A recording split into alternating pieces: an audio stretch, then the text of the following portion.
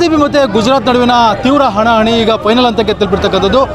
ನಾಳೆ ಭಾನುವಾರ ನಡೀತಕ್ಕಂಥ ಒಂದು ಪಂದ್ಯಕ್ಕೆ ಇವತ್ತು ಚಿಕ್ಕಬಳ್ಳಾಪುರದಲ್ಲಿ ಸಹ ಈಗಾಗಲೇ ಸಂಭ್ರಮ ಆರಂಭ ಆಗಿರ್ತಕ್ಕಂಥದ್ದು. ಏನು ಈ ಭಾಗದ ಸಮಾಜ ಸೇವಕ ಹರೀಶ್ ರೆಡ್ಡಿ ಅವರು 1,000 RCB ಟಿ ಶರ್ಟನ್ನು ವಿತರಣೆ ಮಾಡ್ತಾ ಇದ್ದಾರೆ. ಅದಕ್ಕಾಗಿ ಇವತ್ತು ನುಗ್ಗಲಾಗ್ತಾ ಇರ್ತಕ್ಕಂಥದ್ದು. ಸಾಕಷ್ಟು ಈ ಚಿಕ್ಕಬಳ್ಳಾಪುರ ನಗರದ ಏನು ಗೌರಿಬಿದ್ದೂರು ರಸ್ತೆಯಲ್ಲಿದ್ದೀವಿ. ಈ ರಸ್ತೆಯಲ್ಲಿ ಇವತ್ತು ಯುವಕರೆಲ್ಲ ಸೇರಿ ಟಿ ಶರ್ಟ್ಗಾಗಿ ಮುಗಿಬಿದ್ದಿರ್ತಕ್ಕಂಥದ್ದು ದೃಶ್ಯ ನೋಡ್ಬೋದು.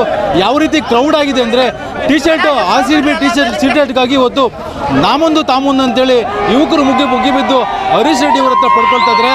ಆದರೆ ಬೆಳಗಿಂದಲೂ ಸಹ ಒಂದು RCB ಟಿ ಶರ್ಟನ್ನು ವಿತರಣೆ ಮಾಡಿದ್ದಾರೆ. ಇನ್ನೂ ಸಾಕಷ್ಟು ಟಿ ಶರ್ಟನ್ನು ವಿತರಣೆ ಮಾಡಬೇಕಾಗಿದೆ.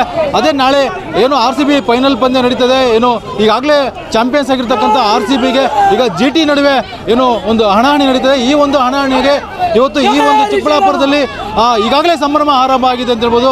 ಇನ್ನೇನು ಗೆದ್ದೆ ಬಿಡ್ತೀವಿ ಅಂತಕ್ಕಂಥ ಒಂದು ಮತ್ತೆ 2ನೇ ಬಾರಿ ಚಾಂಪಿಯನ್ಸ್ ಆಗ್ತೀವಿ ಅಂತಕ್ಕಂಥ ಕಾತರದಲ್ಲಿ ಯುವಕರೆಲ್ಲ ಕಾಯ್ತಾ ಇದ್ದಾರೆ.